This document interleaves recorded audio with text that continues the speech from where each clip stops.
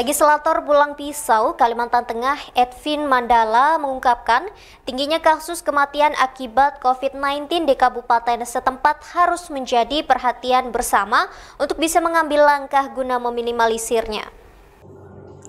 Legislator Pulang Pisau, Kalimantan Tengah, Edwin Mandala mengungkapkan tingginya kasus kematian akibat COVID-19 di kabupaten setempat harus menjadi perhatian bersama untuk bisa mengambil langkah-langkah minimalisirnya.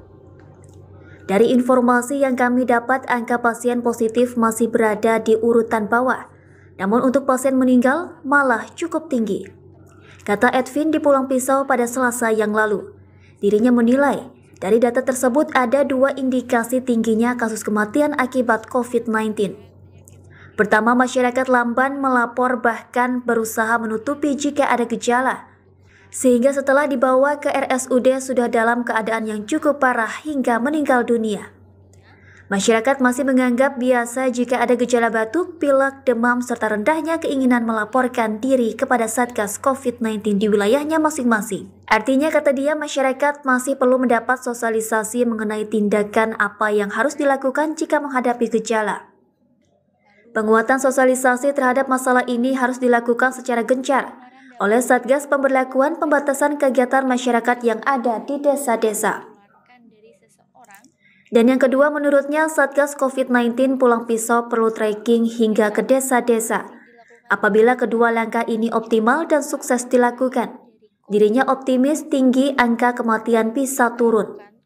Selain itu juga paper Edwin, masyarakat yang isolasi mandiri tidak bisa mendapatkan referensi dan kesulitan mendapatkan obat-obatan.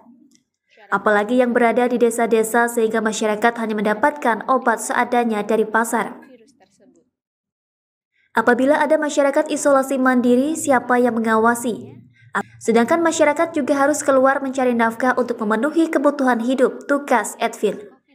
Melihat kondisi masyarakat isolasi mandiri saat ini cukup sulit sehingga peraturan dan keinginan pemerintah pusat. Isolasi mandiri ini bisa dilakukan secara terpusat untuk memudahkan dalam penanganan dan pengawasan. Belum lagi terbatasnya tenaga kesehatan yang tidak bisa melayani setiap saat apabila mereka harus memantau pasien isolasi mandiri dari rumah ke rumah. Adapun berdasarkan data terbaru yang dirilis tim Satgas Penanganan COVID-19 Kalimantan Tengah, yakni pada Rabu yang lalu, kumulatif positif di Pulang Pisau sebanyak 1.071, terdiri dari 942 sembuh dan 64 dalam perawatan dan 65 meninggal dunia.